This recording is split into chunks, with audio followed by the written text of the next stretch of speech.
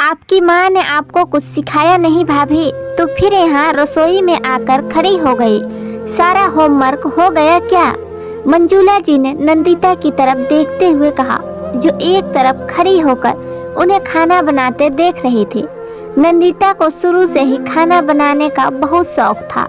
माँ जब भी खाना बनाती वह रसोई में खड़ी होकर उन्हें देखते रहती। जैसे ही मंजूला जी किसी काम से बाहर जाते, आटा लेकर छोटी छोटी रोटी बनाने लगते।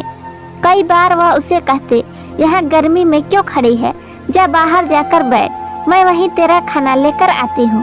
तो बाहर जाने के बजाय कहते, गर्मी तो आपके लिए भी है ना, फिर मैं क्यों बाहर जाऊँ। और टुकुर टुकुर उनकी हर गतिविधि को ध्यान से देखते रहते और फिर अपने किचन सेट में झूठ मूठ का खाना बना सबको खिलाती फिरते। मंजूला जी शिकायत भरे स्वर में अपने पति से कहते, देखो तो इस लड़की को, यहाँ सारे दिन मेरे पास रसोई में खड़ी रहती है, यह नहीं कि बाहर जाकर अपनी सहेलियों के साथ खेले। तो वह भी बिटिया का पक्ष लेते हुए कहते, अरे क्यों गुस्सा करती हो नंदू की माँ, बच्ची है, तुम्हें तो खुश होना चाहिए। आज जब लड़कियां घर के कामों से दूर भागती है और तुम्हारी लड़की घर के कामों में रुचि दिखा रही है। ऐसा नहीं था कि नंदिता पढ़ाई में होशियार नहीं थी, वह तो फटाफट अपने स्कूल का काम कर लेती और फिर माँ के साथ घर के कामों में उनका हाथ बटाने लगती। जब वह सिलाई मशीन लेकर बैठती तो वह भी अपनी गुड़िया के छोटे छोटे कपड़े बनाती रहती। और फिर हुआ यह कि बहुत ही जल्दी वह घर के कामों में होशियार हो गई। एक से बढ़कर एक डिशेस बनाती कि सब उंगलियां चाटते रह जाते। वही माँ जो कल तक उसे अपने से दूर भगाती थी, आज तारीफ करते नहीं थकते।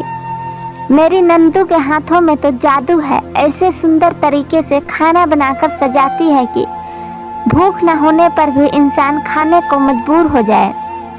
हर दिन नए नए डिजाइन की सलाद बनाती है। उसकी बनाई पेंटिंग्स और कलाकृतियाँ घर आए मेहमान को उसकी तारीफ करने के लिए मजबूर कर देती।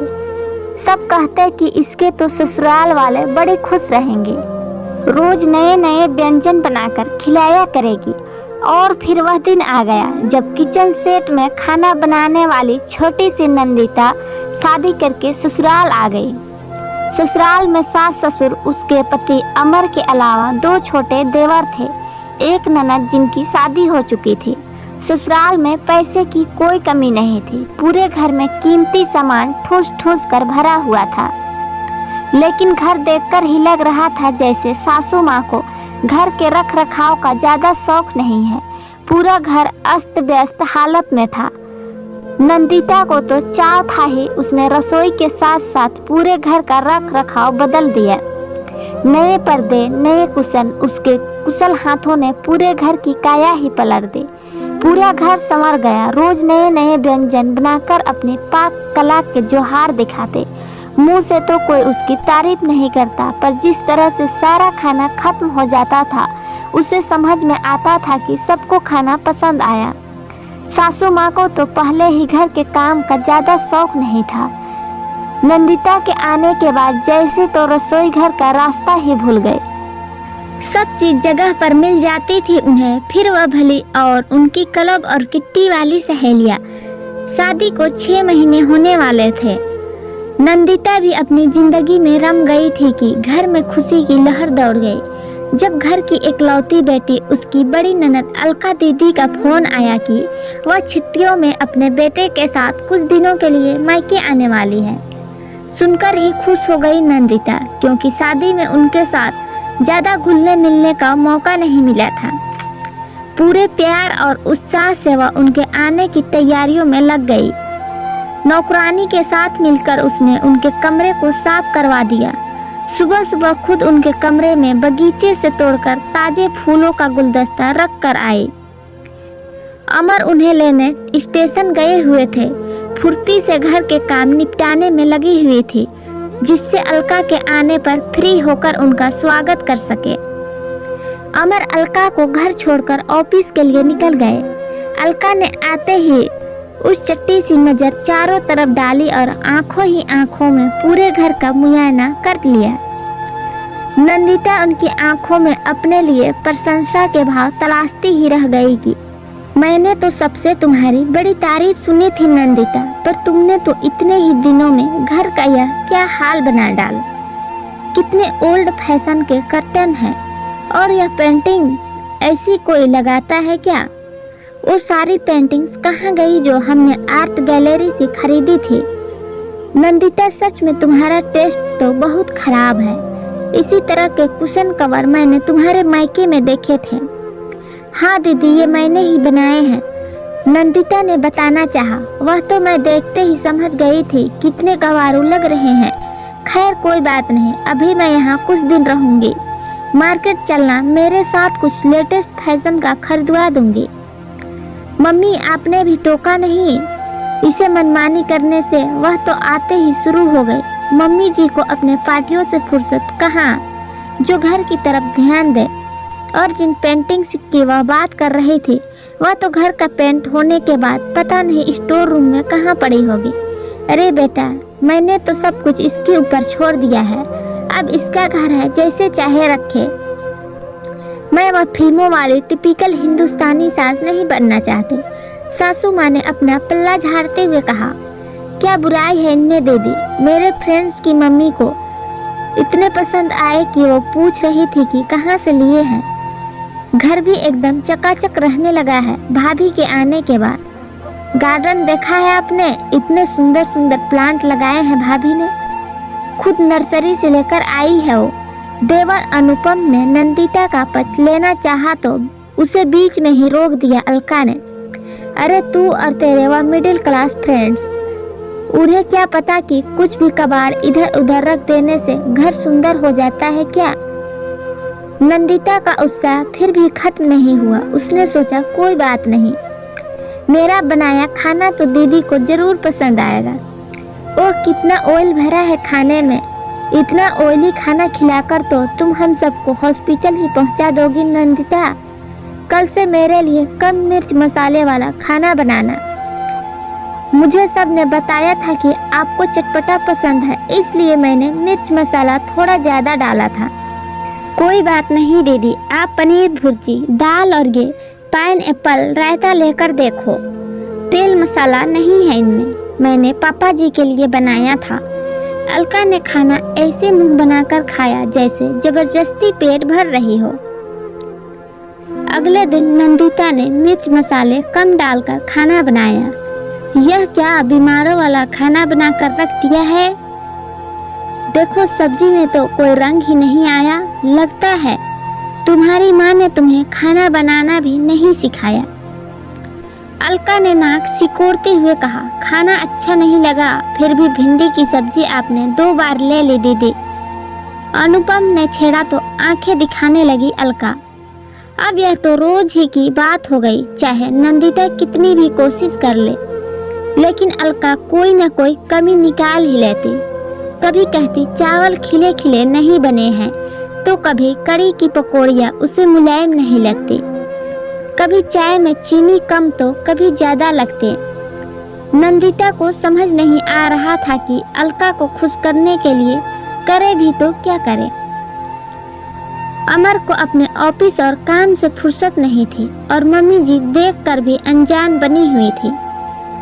मायके में सबसे सुघड़ और सलीकेदार समझी जाने वाली बेटी ससुराल में फूहड़ गवाह ठहरा दी गई थी, जिसे खाना बनाना तक नहीं आता। अभी अलका को आए कुछ ही दिन हुए थे कि अलका के पति राजीव भी अपनी किसी मीटिंग के सिलसिले में वहां पहुंच गए। उस दिन वह घर पर ही थे। दोपहर में खाने का टाइम होते ही नंदिता ने टेबल पर खाना लगाया। सब लोगों के आने से पहले ही डोंगों का ढक्कन खोलकर देखने लगी अलका। ओह, यह क्या किया तुमने? रायते में कितना सारा जीरा तैर रहा है, और यह काली दाल किससे पूछ कर बनाई? कम से कम एक बार मुझसे पूछ तो लेती। इससे अच्छा तो मैं आज खाना कहीं बाहर से ऑर्डर कर देती। तुम तो मेरी बदनामी करा कर ही रहोगी। अरे वाह, खुशबू तो बड़ी अच्छी आ रही है। अलका के पति राजीव जीजू ने खाने की टेबल पर बैठते हुए कहा, वाह भाभी, मजा आ गया। इतना स्वादिष्ट खाना बहुत दिनों बाद खाया। मिर्च मसालों का ऐसा संतुलन मेरी माँ की याद दिला दी आपने तो। उनकी बनाई काली दाल में बिल्कुल ऐसा ही स्वाद आता था और रायते में इसी तरह ऊपर से जीरे का छौंक लगाते थे वह। अपनी ननद को भी कुछ सिखा दो। रसोई का बना कच्चा पक्का बेस्वाद खाना खाकर बोर हो चुका हूँ मैं तो सच में। राजीव ने खुले दिल से तारीफ करते हुए कहा, आपको यह खाना अच्छा लग रहा है जीजा जी?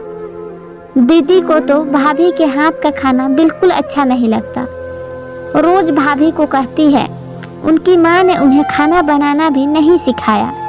देवर अनुपम ने चुटकी लेते हुए कहा, ऐसा क्या? तो फिर ऐसा करते हैं, आज रात का खाना तुम्हारी दीदी से बनवा लेते हैं। नंदिता की माँ ने तो उसे कुछ नहीं सिखाया, लेकिन इनकी मम्मी ने जो इन्हें सिखाया है वो यह नंदिता को सिखा देंगी। तो फिर यह तय रहा, आज का खाना अलका बनाएगी।